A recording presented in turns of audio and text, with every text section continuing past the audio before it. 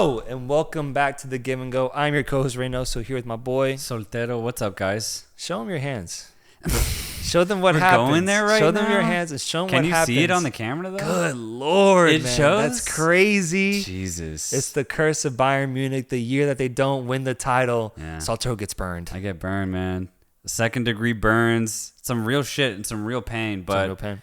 we're still here nonetheless to talk about club football, man. Yeah, we keep going. You're not quitting. Isn't that interesting that you're not quitting? Similar to a head coach in Germany who he himself said was quitting. He himself said the title race is over. Thomas Tuchel specifically saying the title race is over regarding Bayern Munich and Bayer Leverkusen. Xabi Alonso has won the battle in his eyes, and he's fully submitted himself to defeat, something that I rarely see in football, bro, and that I rarely see coming from specifically someone like Thomas Tuchel. What do you think about those comments, man? I thought it was crazy that he just kind of gave up on his team like that. I mean, it's a 13-point gap. If you're being realistic, it's over. It's been over for the last 3 weeks, let's be honest. And I can't stress this enough. Bayer Leverkusen are still undefeated. That's ridiculous. And you can say it 1,000 times over and over again, but in the modern era of football, in a top 5 league, for a team to still be undefeated, we're talking historic. It's history, bro. It's like true history. But I still run it around in my head, and it just doesn't seem real. Yeah. It really doesn't. But here they are this weekend. Dortmund win against Bayern 2-0. Leverkusen win yet again, thus extending the lead to 13 points. I think Tuchel has nothing else to say other than the league is in fact done. I don't like it, man. I don't like my head coach giving up like that. I don't. I believe in miracles. I really do. I just like the honesty. Yeah, but to add to your point of how impressive Bayer Leverkusen's undefeated record is this season, it's even more impressive now with PSV finally losing in the Eredivisie. Oh, they lost? They finally lost 3-1. Their streak is done. They lost, and so now Bayer Leverkusen is the only domestic team that is undefeated so far. And after the game they went through this past weekend where they came back from behind against Hoffenheim and got the lead to win 2-1, I mean, people are saying that go on FIFA and try to pursue an undefeated season in the Bundesliga while still being allowed to quit and, go back to your save point, go back to your checkpoint and just start over again and see how long that takes you, bro. Because that's what this season for Bayer Leverkusen has seemed like, bro. It seems like any moment that they're in a period of stress, any moment where the score is in doubt, they just figure it out, bro. I think I was looking at they got 6 results, I think, where they've won the game or tied it in the last moments of additional time. They're on a miraculous run right now in Germany, also in the Europa League as well, when their backs were against the wall against Karabag. This is truly a magical season that is now going to be even more heightened and more appreciated with Xabi Alonso announcing that he's going to stay at Bayer Leverkusen. Did that not put a smile on your face, bro? I want to. Well, first of all, it definitely did. I want to get into that, but I want to know your reaction to this because obviously you're a Liverpool fan. Knowing that Jurgen Klopp's leaving at the end of the season, Xabi Alonso and that name had been ringing around the Liverpool grounds as him being the next successor to lead this very talented Liverpool side into the near future successfully. But hearing that he's going to stay at Bayer Leverkusen, what's your initial thoughts? I know I'm supposed to have thoughts as a Liverpool fan, man, but honestly, I prioritize football. I prioritize football morals when they're this beautiful, man, because so many people had that discussion of Xabi to Real Madrid, Xabi to Liverpool. And although those were really intriguing, not many people mention, the idea of what if he actually decided to stay? Why does Bayer Leverkusen have to get ultimately punished in this situation by losing the man that has guided them to this incredible season? Wouldn't it be more amazing if he's able to stay there one more year to, kind of reap the rewards of what he's created so far, specifically in the Champions League once they make it, man? I want to see what Xabi Alonso's Bayer Leverkusen full potential is. And so for that reason, I prioritize that over my selfish thoughts over who should be Liverpool's next head coach. I think there's plenty of great head coaches out there. I'm just putting that aside. I love what he's doing at Bayer Leverkusen. I think it's good for the sport for a head coach of this magnitude to stick with his team for another year instead of doing the traditional, succeeding and then leaving right away. I think it's beautiful, man, and I'm actually really excited to see what he carves up next season. Dude, I completely agree. I had the exact same reaction upon hearing this news because it's rare nowadays, especially when money really runs the sport, for any player or coach to just stay at a project simply because they believe in it. And by Xabi Alonso saying that he wants to stay another year, see Bayer Leverkusen to maybe a back-to-back Bundesliga title, but also more importantly, through a Champions League campaign, that's beautiful. Yeah. And that's awesome that he truly believes in the project that he has built himself to just see it out. Because yes, even though they're reaching insane heights this year, they are not in the Champions League. So there's actually another level that this Bayer Leverkusen can attain. And it's really awesome that Xabi Alonso wants to see that out, wants to see like the baby that he has grown, develop fully, and to see what that could be.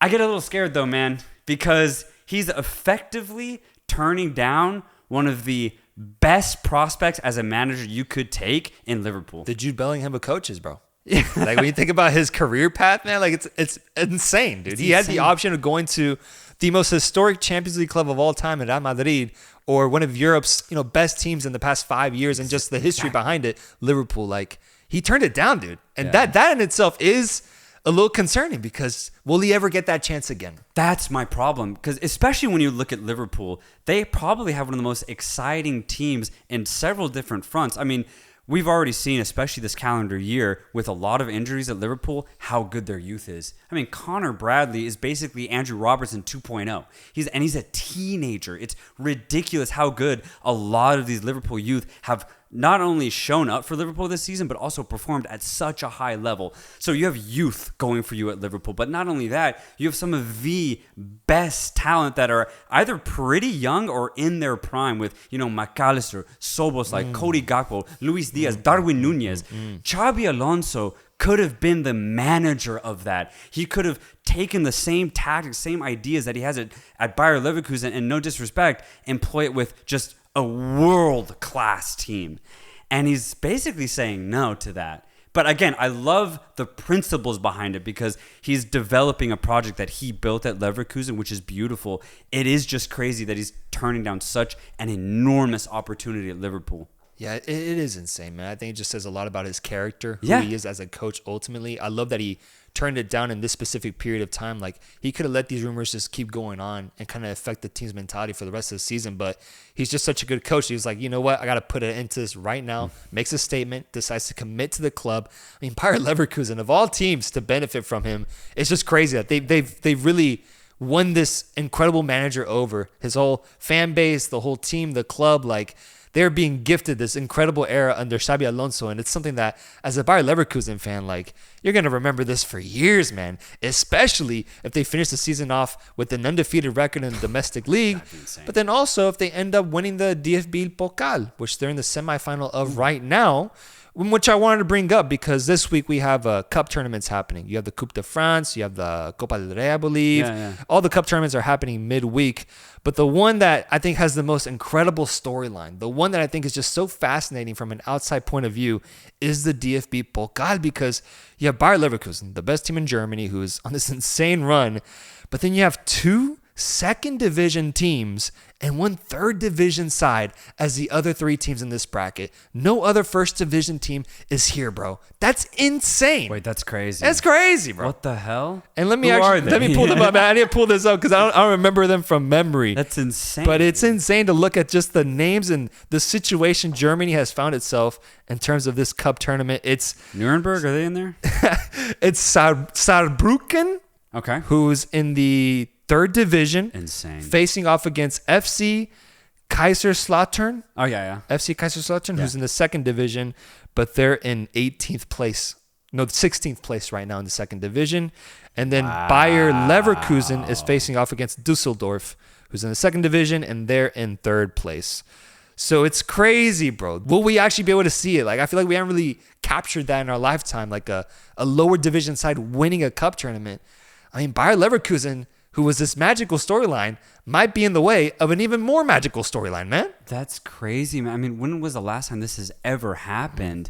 And not only that, when was the last time a second division side even made a final to a top domestic cup tournament? Truly, when was the last time that happened in the top 5 leagues?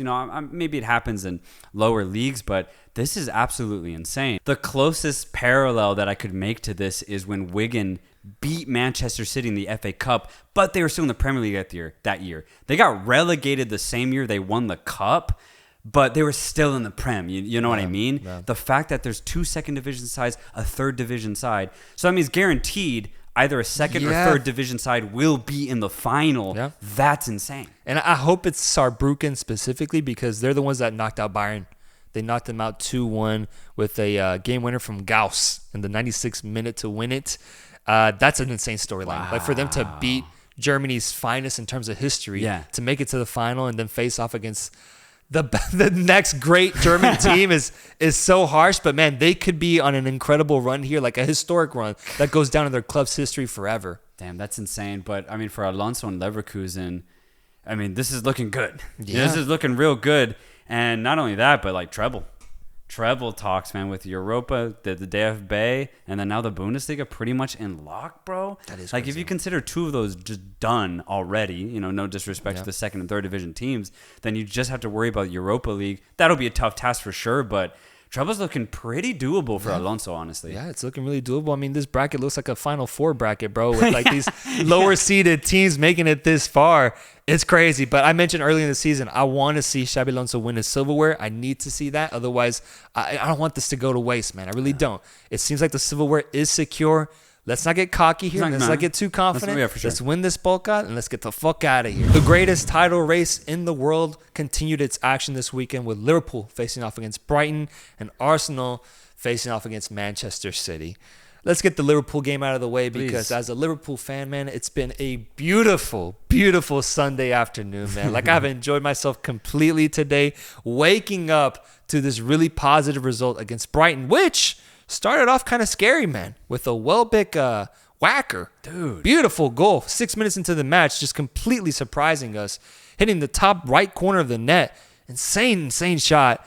Gives Brighton the lead, but just in my experience as a Liverpool fan, man, it is so routine. It is so rudimentary for us to concede a goal within like the first 10 minutes at Anfield, bro. And it's so weird because it's one of the most meaningless goals out there in world football is when you score an early goal at Anfield, man. It just rarely works out well for you, man. It really does. And once again, we saw that because after that goal was conceded, it was a complete onslaught from Liverpool, man. A complete onslaught that saw us win the match 2-1. There's some specifics here what I want to highlight, but overall, what was your reaction to that scoreline when you saw that Liverpool beat Brighton to get to the top of the Premier League table? Yeah, after Welbeck scored that absolute screamer, Liverpool didn't even look fazed by it. Jurgen Klopp gave a little smirk. He was like, oh, okay, Brighton came to play. But, I mean, he was expecting that, but he knows the team that he has at his hand. The best team in the Premier League at the moment. Liverpool, I just did not see them losing this game, if I'm being completely honest. And you already used the word that I wanted to use. It was an onslaught after Welbeck scored for Brighton 1-0 because Liverpool just did not let up. They put as much pressure as they could on Brighton's box. And after like 10 minutes of that onslaught, after Welbeck had went up 1-0, I was like, there's no way Brighton sustained this. Like, there's no way that they don't let in a goal before half, thus meaning Liverpool is going to get another goal sometime in the second half and maybe even a third if they're really feeling themselves. Ergo, I saw no way that Brighton were going to win this match, bro. Oh, yeah. And that's exactly what happened. Exactly. Pretty much like 15 minutes later, Luis Diaz gets on the end of a really poor clearance from Veltman, makes it 1-1. But, I mean, even before that, it was all Liverpool. After that equalizer, it was all Liverpool. A really nice goal in the second half for Liverpool. They win the game 2-1. I just thought, honestly, this game was pretty routine. Brighton played well. They were mainly effective on the counter using Adingra and Welbeck. But other than that, bro, they had a really tough game against Liverpool because Liverpool were very good today. Yeah, they also do have some injuries, Brighton. I saw that they're missing some key players, so I just think this Brighton squad is kind of losing its steam heading towards the end of the season, especially what happened against Roma as well in the Europa League. Like, they're losing a little bit of it, but it is what it is for them. But for Liverpool, man, like I want to highlight the South Americans because those are the players that stood out to me today. Specifically, let's start with Luis Diaz, who we highlighted earlier this week. is on an incredible rise with this Colombian national team, 21 games undefeated. A big part of that is because of him and just his role in that offense. But he's transitioned that over to Liverpool now, where he's one of our most dangerous attackers, bro. And like his awareness is so good, and it showed on that goal. Like the awareness to just assume that the ball was going to go into that very specific area of the box and then be able to capitalize on it with some really good quality. I think he's in one of the best forms of his career right now with this Liverpool team, and it could not come at a better time, man. Exactly when we need him, he is showing out, because we got Mohamed Salah, who, for as much as I love him, took 9 shots today, bro. 9. And 8 of them look pretty bad. They look pretty bad. He looked pretty lazy. But luckily, he got that one where he just showed his clinicality and his genius on the ball to give us the lead to make it 2-1.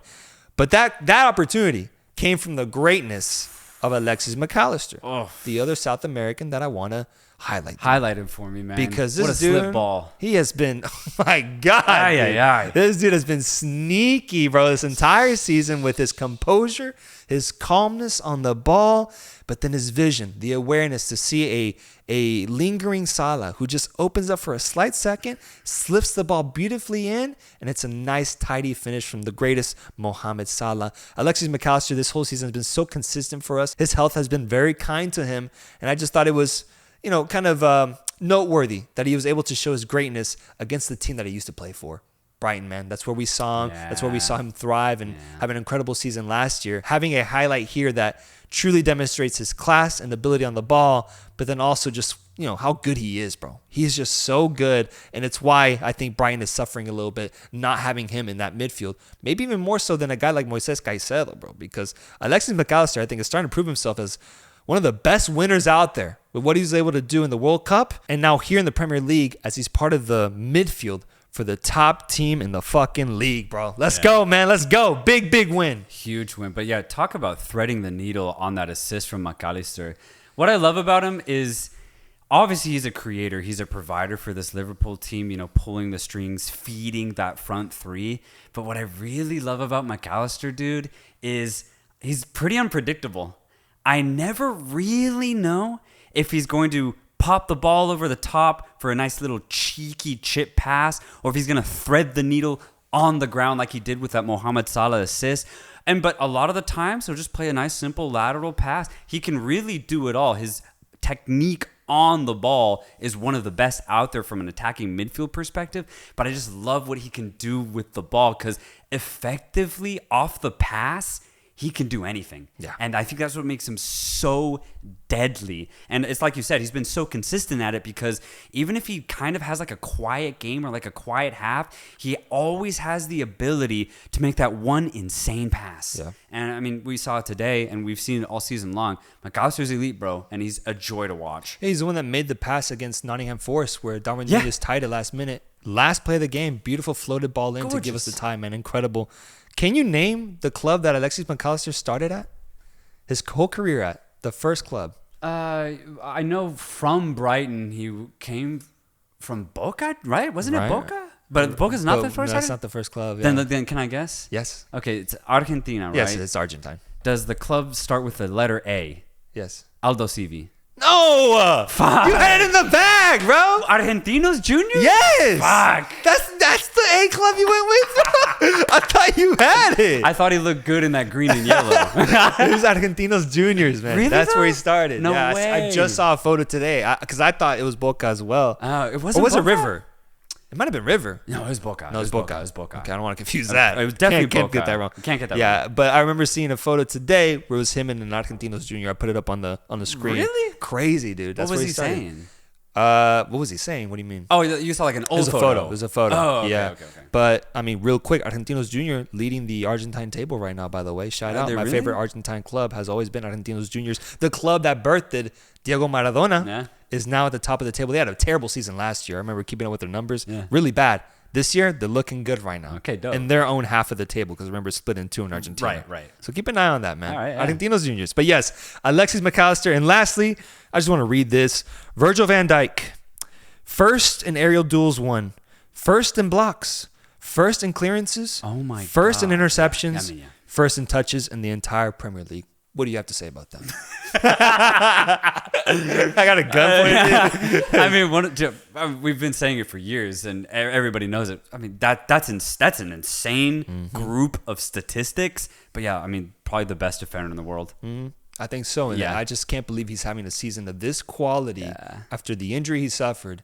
He's doing it back to back now. Like this is something else. Yeah, man. it didn't really This is faze him something at the end of else. the day, which is No. honestly pretty rare. Like usually there's some, time elapsed where it takes like an elite player to get back to that insane elite status. But for Van Dijk, it's almost natural to him. Yeah. He truly is one of the best defenders of our generation, and he just oozes talent.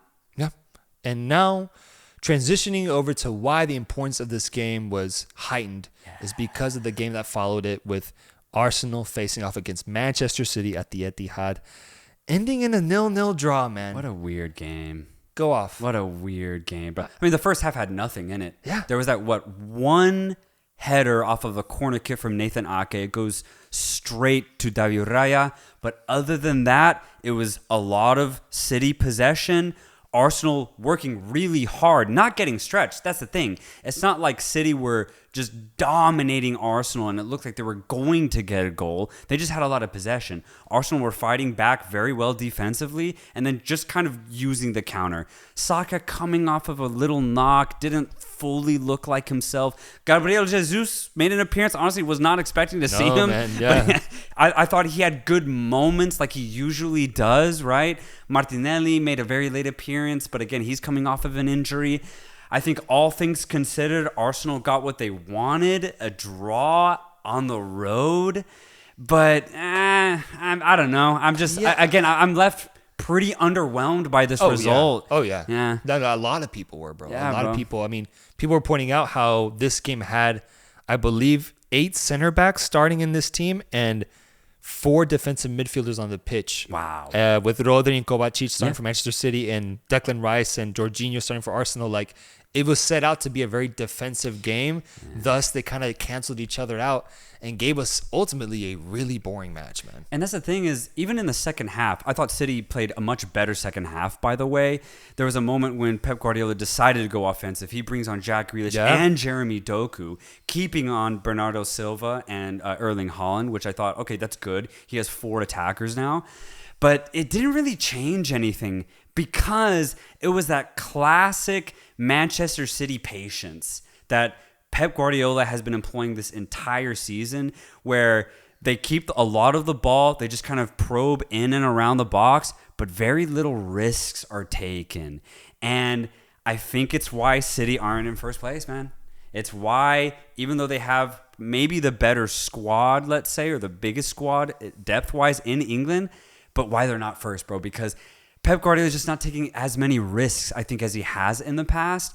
And I think he's more happy with draws than he used to be, because there were just so many moments where City just were, they were taking it easy. And I get it because Arsenal didn't really want the ball, and I'll get to that in a second. But just from a Manchester City perspective, knowing that a win would get them that much closer, put them into second place right underneath Liverpool, knowing that they were at home, this is disappointing.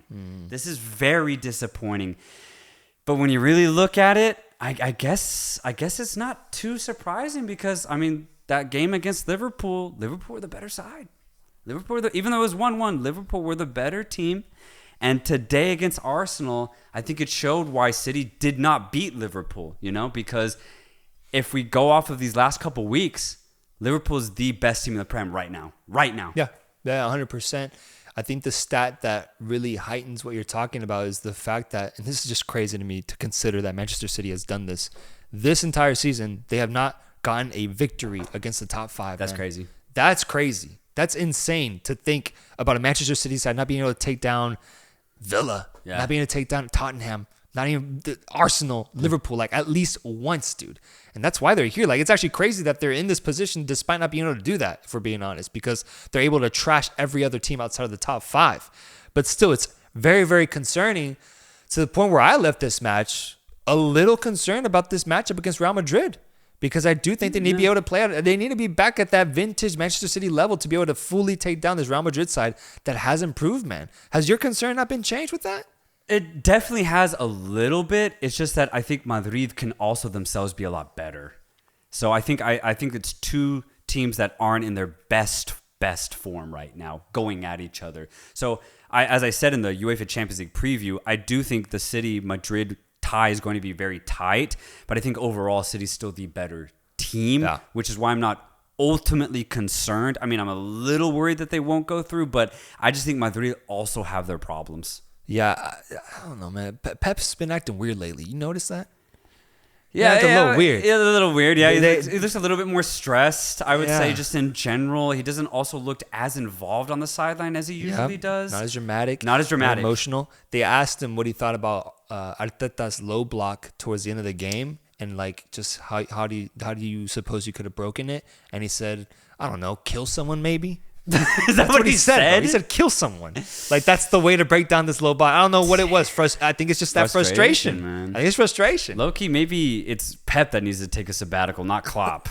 There might be an argument for that, bro. To kind of criticize Arsenal, because I'm disappointed with them too, if I'm being completely honest. But I think it's the reason why people never really back Arsenal to win the title. It's performances like these, man. I've said it before, and I will stand by it. This season, when Arsenal are in their free-flow state, they play the sexiest offensive football in England. It turns you on. It turns me on, bro. You don't want to be in the same room with me when I'm watching Arsenal. But here's the thing. Jesus Christ. But here's the thing. When they play against teams that are at their level or higher, they always take a defensive approach. Yeah. And it's so frustrating. A team that averages 3-4 goals a game against lesser opponents goes 0-0 or 1-1, 1-0 against a very tight side. But it's not even the scoreline that frustrates me. It's truly the approach, man, because when Arsenal are in their free-flow state, they have 90% possession and they hound their opponent's box. Martin Odegaard constantly with the ball at his feet, constantly looking for his wingers. And when the wingers get the ball, they hold on to it and they look to penetrate at the opportune moments. But when they play against teams like Manchester City, they don't even want the ball. It's a completely different approach, and I don't like it because when you change your style, I think that displays a little bit of fear or a little bit of hesitation in kind of who you are.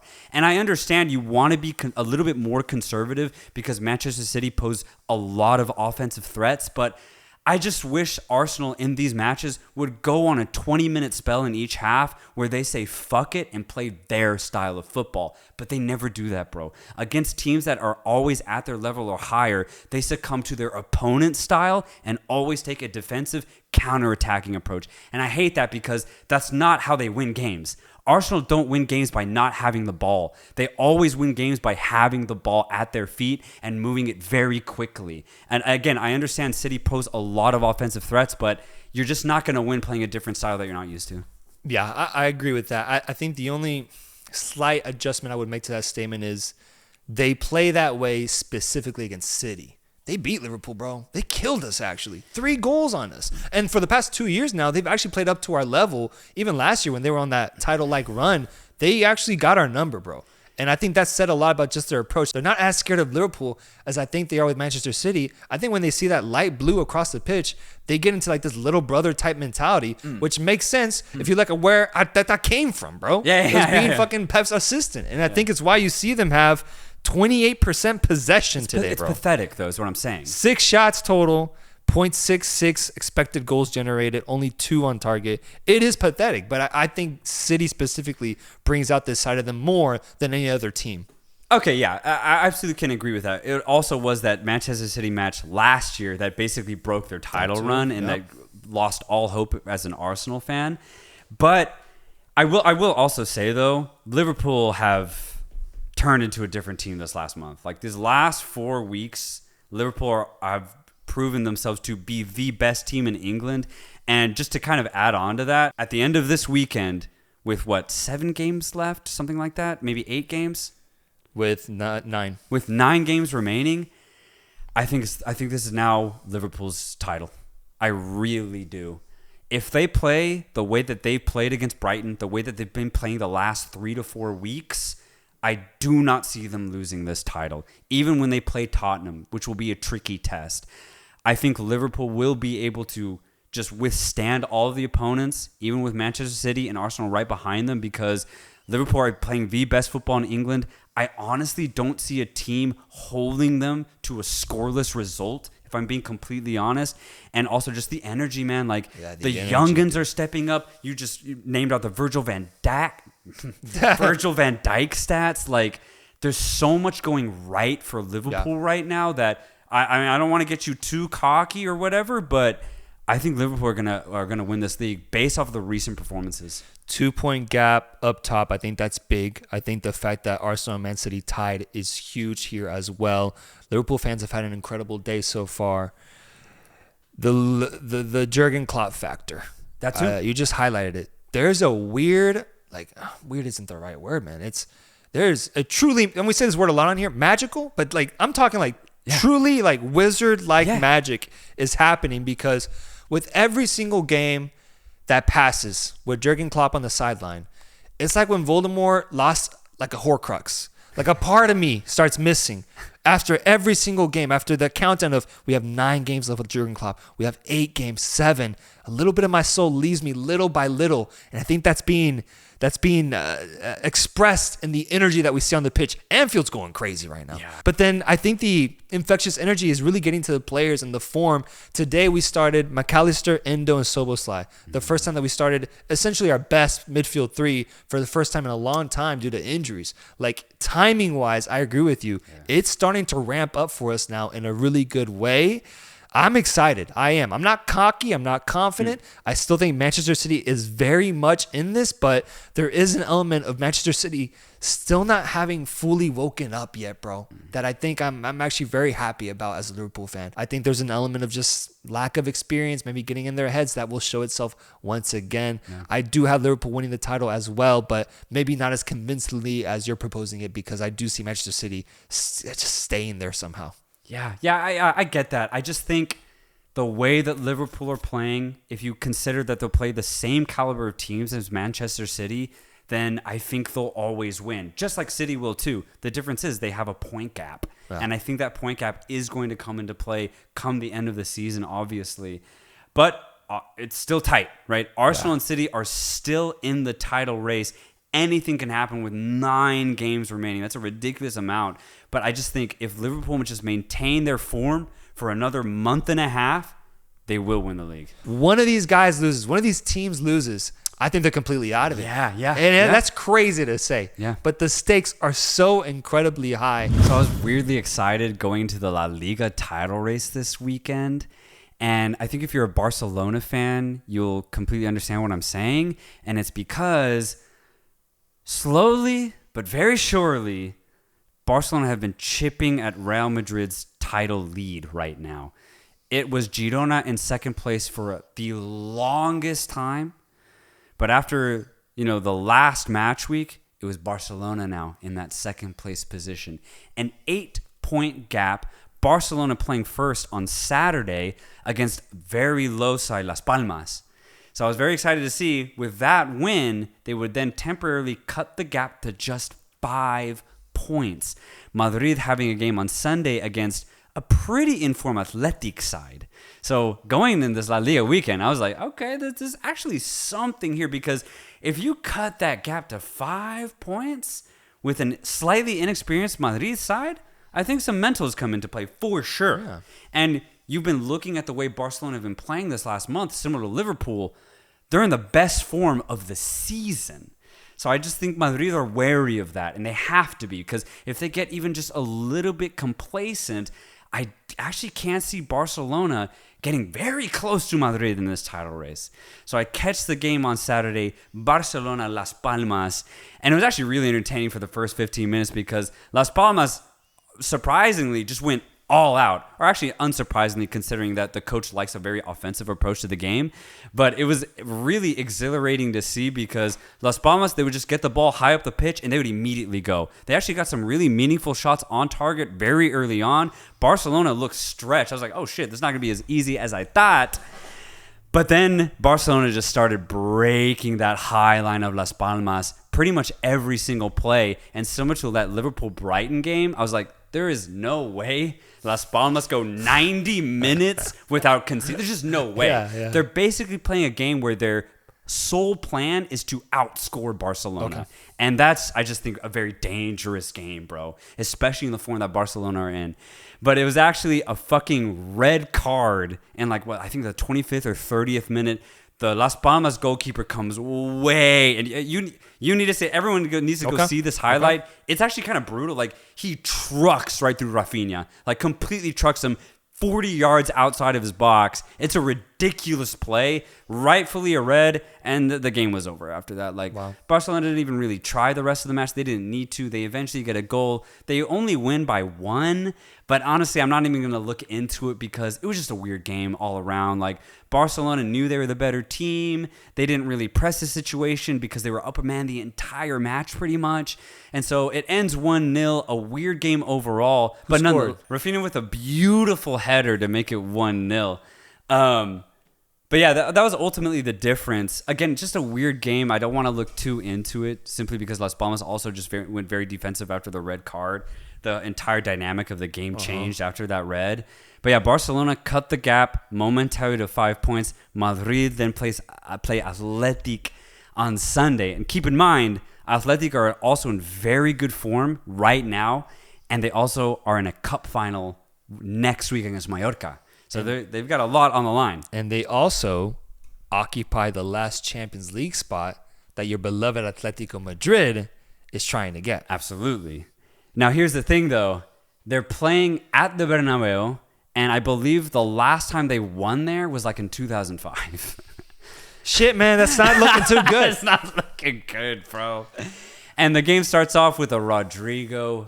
I need to see it. Banger, man. I need to catch up. An absolute banger. Brahim Diaz gets the ball on the right-hand side. He does a crossfield switch, gorgeous, pinpoint accuracy, falls right at Rodrigo's feet, but he does the rest, man. He slaloms through 3 Athletic players, finds space on the top of the box, and he just smashes it, absolutely smashes it with a bit of English on the ball, too. It's just an absolute banger of a goal. Madrid go up 1-0 pretty early on in the game. What's crazy is that Athletic honestly played well. They had a lot of the ball, but they were never threatening. Williams bros, nothing? Nico was out with an injury, unfortunately, so it was just Iñaki. He did what he could. Okay. Big bro. But overall, though, also a weird game, man. And I think this is where you could say the international break comes into play. Maybe that's why the City-Arsenal game was pretty strange. The Barcelona-Las Palmas game was weird. And this Madrid-Athletic game was weird, bro. Because Madrid didn't have a lot of the ball, but they were definitely the better team. Athletic had a lot of the ball, but they didn't look like they wanted to win. I don't know. It was a very, very weird game of football. Second half comes, Madrid get another goal. Again, another really good game from Rodrigo, actually, who this time uses a little bit more footwork to get the goal. But that's not good, man. Madrid ended up winning 2-0. You can have Vinny cooking. You can have Jude cooking. If Rodrigo gets going, that's scary, dude. It's scary. Yeah. And that's the thing, bro. Rodrigo's so low-key, dude. Mm-hmm. He's so low-key, but like not on the pitch, obviously, because he's dirty once he gets going, but his like character, dude. Like when he scores, he's pretty like shy. He's a shy guy, considering how good he actually is. Yeah, he's so low-key, bro. But another player that I really wanted to highlight, Brahim Diaz, underrated. Morocco's finest. And that's the crazy part, bro. How does the epitome of Spanish football not get called up by Spain? How does that happen, crazy. Bro? It's pretty crazy. Because if you look at what a Spanish profile footballer is in 2024, is Brahim Diaz. Diminutive figure, but makes up for it with elite skill on the ball. He's so effective off the pass, but then he's got that skill. He's got that dirtiness off the dribble too.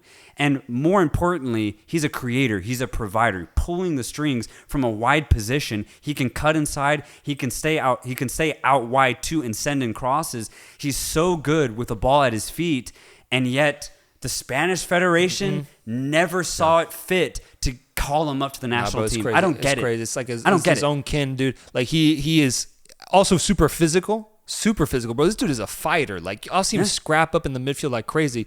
back in the day, he would have been a conquistador. That's how Spanish this dude was. He's so Spanish. That's how Spanish he was. And they just never entertained it. No. Never, bro. They just assumed they had better people in that position. And ultimately, it's Morocco that benefits from it, because I was looking at their international lineup. Like, he's starting, bro. And he's playing meaningful minutes now. And just what an ad, dude. A guy who's playing at Real Madrid and now shining and thriving after really good seasons with AC Milan is welcome into your team now. One of the best international teams in the world in Morocco. An absolute gift of a player who, I think the Spanish blew it on this one, man. The Spanish Federation was really bad about how they approached the situation. Spanish Federation, low-key, been doing some weird fucking things, man. Being in the headlines for the wrong reasons. Brahim Diaz, Iñaki Williams. Yeah. How the hell does Iñaki Williams, one of the most storied characters at Athletic Bilbao, not get called up to the national team? And it says he has to choose Ghana for international play. I don't get that. There's just a lot of weird things for the Spanish Federation, man. And Brahim Diaz is like a really big miss for them. I just don't understand it, but it's so underrated, so skilled. I love what he's doing at Madrid, because when Vinicius is out, just like he was today, who comes in? Brahim Diaz. What does he do? He gets an assist. He's absolutely ridiculous. And then with maybe Valverde is out, will you bring in Diaz into the midfield? You can Bellingham, when he was out for a month, it was Brahim Diaz who stepped up to the plate and not only put in meaningful minutes, but was so impactful, bro. He's doing a lot for Madrid, low-key giving me Isco vibes, when Isco was like shunned for a while from Madrid, but had that one year where there was like an injury and, well, they had nobody else, and Isco stepped up, but not only did he step up, he fucking played his heart out. Yeah. Brahim's doing the same thing for Madrid, and he could not be in better form right now. So if you're a Madrid fan, like, Brahim Diaz is going off for you. Yeah, definitely one of their best offseason ads. It's an incredible addition. I remember his goal against Leipzig, where they were tied 0-0 away from home in the first leg in the round of 16, and it was Brahim Diaz, of all players, that broke the deadlock with a beautiful, beautiful goal. He's key. Congrats to Morocco. What a player. I want to ask you this, though.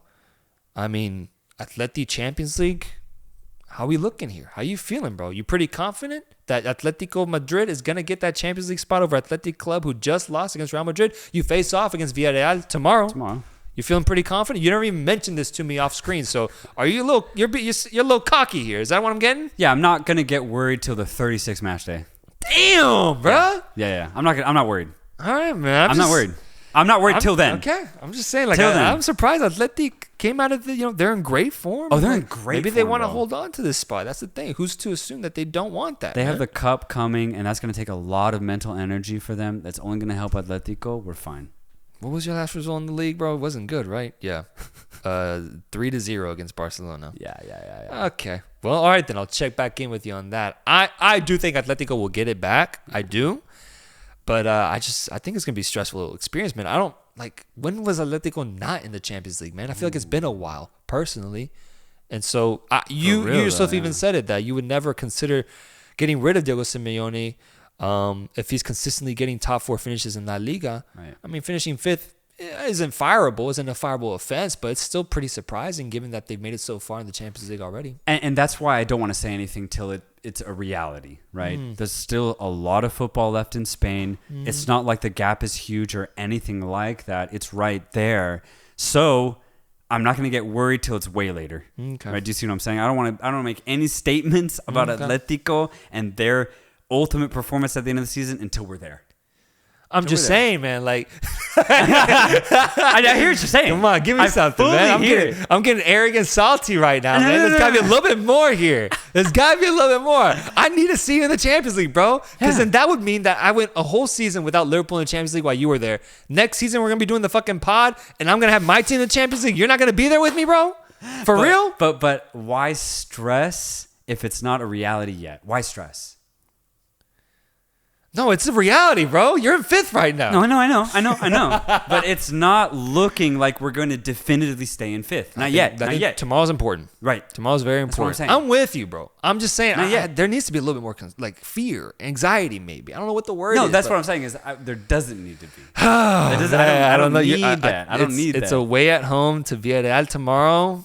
You need to take advantage of the fact that Athletic Club just lost. All right. We'll see then. I guess that's what we're doing here.